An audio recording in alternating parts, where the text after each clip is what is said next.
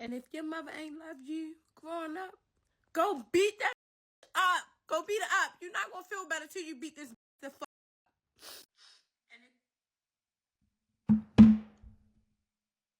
Well, okay.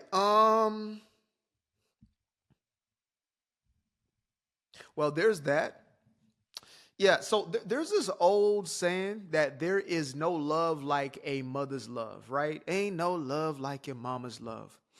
But what's oftentimes not talked about is the other side of that coin, which is there's no type of resentment, bitterness, rage than that comes from a mother that can be transferred from mother oftentimes to their daughters. Mothers have the greatest opportunity to either mold and create a woman who is going to be an outstanding wife, mother, or she has the potential to create an absolute demon. And I've seen this firsthand. I've seen mamas who have spoken so much death into their children's lives, who have been so overcome by their own emotions, unregulated emotions, that their daughters end up becoming extremely resentful, bitter individuals at very young ages. And you can see the conflict with even a young girl, a little girl who's looking to essentially defend herself against a mother who is really a tyrant. You know, it's easy to see a man and his rage because oftentimes it is manifest as, outwardly pointed anger. You can see it. But emotional manipulation is oftentimes more subtle. Some folks have mothers who yell and scream and they blow up in that way. But in more cases than not, it's it's the subtext. It's what's going on between the lines. It's the pettiness. It's the constant drama. It's a constant siphoning of emotion, the need to be the only one occupying the emotional room in that space. There are mamas out there who cannot allow for their daughters to have a single breath of air in the room if it takes away from themselves, who are so focused on themselves, who are so damn selfish. So damn selfish that they can't let their daughters have a life. There's this new, I don't know if it's a trend of some sort or whatever's going on, but I did an entire video on this because it pissed me the hell off. There is this thing of mothers basically telling their young daughters, their daughters who are now growing up and maturing into women. There are mothers who are saying how they feel unseen because their daughters are growing up and now they're beautiful, etc. So the mother is standing next to the daughter and the daughter is getting more attention. And these so-called mothers can't stand it. And I went the hell off on these so-called mothers. I said, I hope you never get an ounce of attention in your life again if that's how you're viewing your relationship with your own child, your own bone of your bone, flesh of your flesh. You're supposed to be the one to nurture and to care for.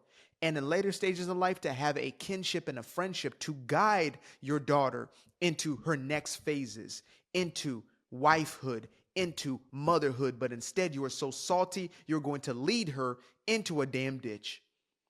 And of course, as an adult, it is going to be all of our decisions. Like, I do not agree with what Homegirl said in the beginning of this video. Okay? Do not go and square up with your mother because honestly, you're giving that thing too much power at that point. The best thing you can do, somebody said in the comments, the best thing you can do is to heal. The best thing you can do is to be an incredible mother to your children, to be an incredible wife to your husband. That's the greatest flex that could ever come as a byproduct. The greatest thing you can do is to have a mother who did not create a safe environment for you. She had random men all up in the house. The greatest thing you can do is to be stable, is to find yourself in a singular relationship and build with that one man, as opposed to scattering yourself, spreading yourself thin, and creating even greater levels of trauma within your life and within then your children's own lives.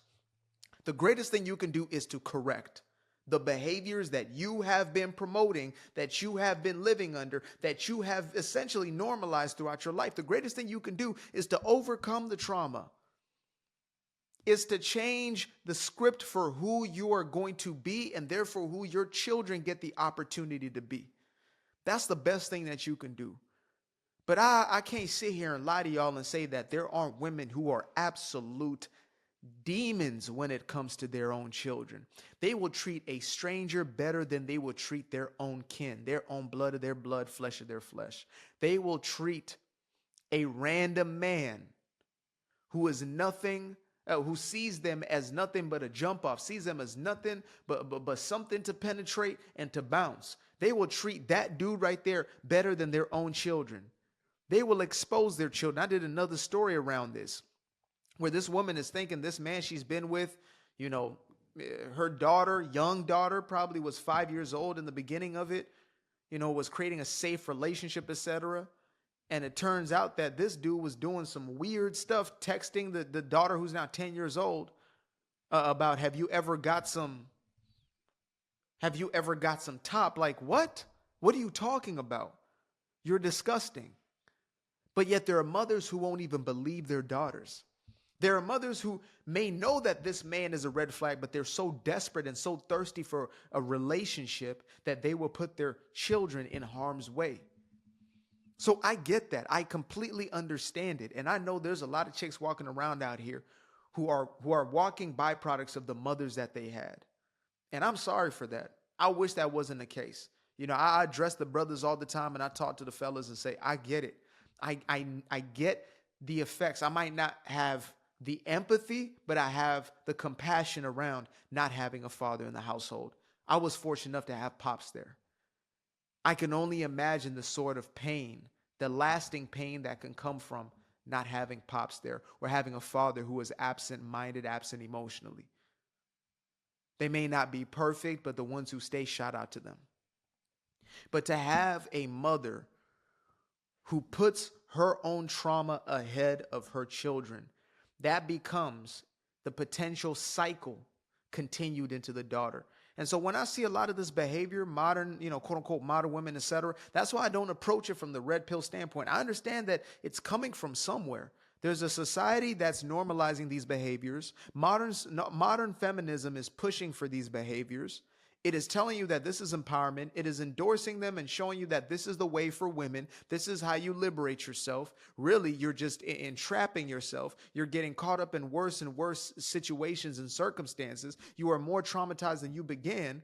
So you got that. And then what's happening in the household? The very byproducts of that. Pops is not around. There's not a stable male figure in the house.